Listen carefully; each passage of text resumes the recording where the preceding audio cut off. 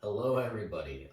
It's good to be speaking with you today. I tried to dress for the occasion. This would obviously be our first day back together, but that's obviously not taking place. Extended break, extended for we're not quite sure how long.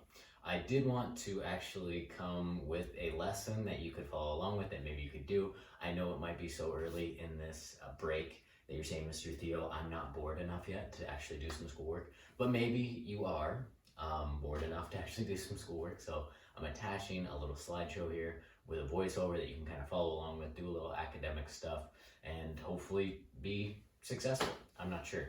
But I actually saw it's really related to a lot of stuff I saw in people's essays as I was grading them at home, as I was grading them over the past few weeks at school. So I thought it might be beneficial for all of you to have it, and we'll see if it is. I hope so. So, ending a sentence with a preposition, whether or not that's okay, and why does Mr. Theophilus keep writing this on my paper? All things I want to cover with you throughout this slideshow and throughout we find out some more information, really about why this might matter to you as an individual. First and foremost, what is a preposition? We've talked about prepositional phrases, we've talked about how they can be utilized in your work, but a preposition is a little bit different than that. And just like a prepositional phrase, it will often be an indicator of location and time. Now, the key thing about these is that these are words that connect things together, often connect nouns and give them an object, a place, a permanence to make things clear to your reader where things are taking place. The most common prepositional phrases we see are uh, ones that give a place to something, right? Under, before, during, on. The ones I see as a real problem in everybody's work has been with, on, and for. Those ones seemingly have a consistent issue of where they're placed in the sentence and if they're actually directly impacting the object that they've been assigned. Now, you might be wondering, can I end a sentence with a preposition? Because that's where my comments are always coming up. And the truth is, it's okay, but maybe not fully.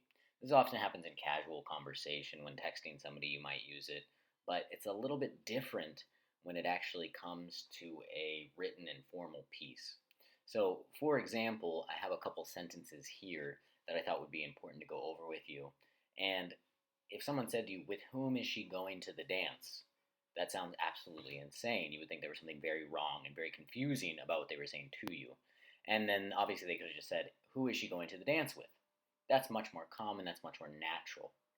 Now, in written work, we push to have written work be more formal than we have, uh, in an email and a text, someone talking to somebody. And this is where I start to mention it in your papers. Like most things in life, it's not black and white. It's kind of in the gray area. Can you do it? You could. Should you do it? Sometimes.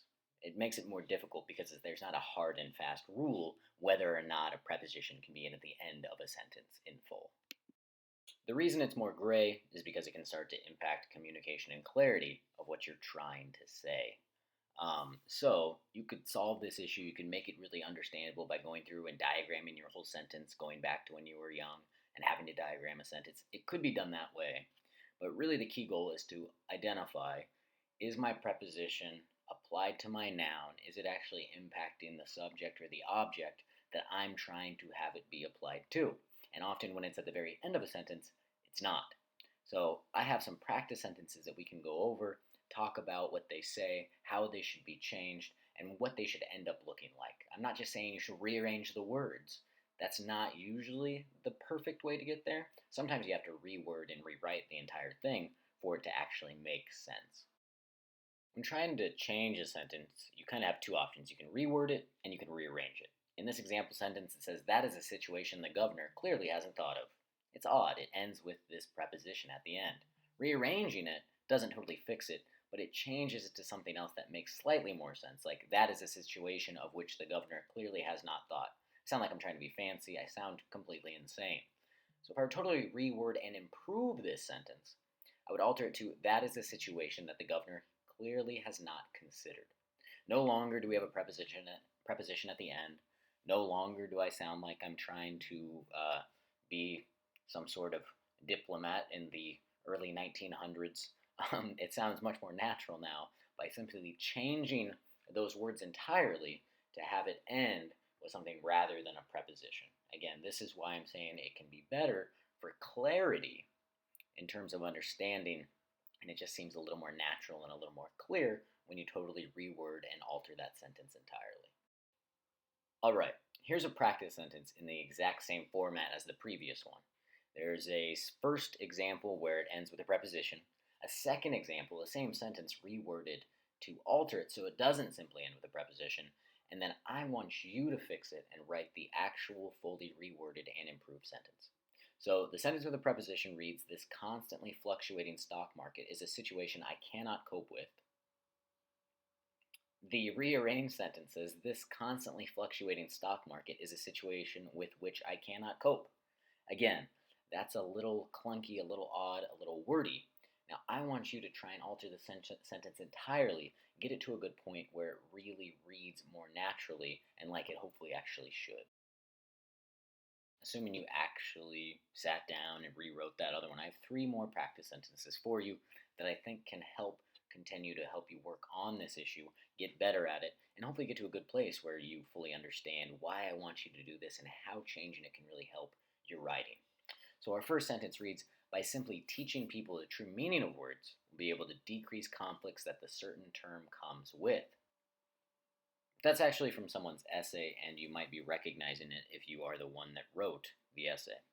The next one reads, "Researching the issue became an increasingly difficult issue as the team was confused about where the most trustworthy information was at." You might be saying, "Mr. Theophilus, why the heck did you not only keep this sentence in here with a flaw, but record a whole video with it?" And the short and quick answer is, I was far too deep into the recording process to go back and change everything. So there it is, double the. I talk about it all the time, and now here I am doing it in front of you.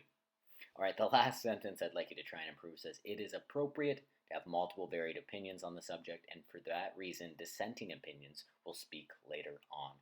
Each of these ends with a preposition, could be improved to be clearer, and that's what I hope you will do by taking over and addressing and fixing these sentences totally. And hopefully you can apply it to your actual essays when we eventually come back to school. All right, that does it. I'm not quite sure how to end this. I didn't want it just to end at the slideshow, so here I am again. Yeah, I hope things are well again. You can shoot me an email if you have any questions about any stuff. I've graded some essays. I'll have all the essays graded, grades fully done by the 20th of March, just a couple days away. So be checking, trying to find out information and communicate with me if necessary. We'll probably try and do another one of these. We'll see how long it takes me. I'm learning how to do this, and I kind of suck right now, so give me some time.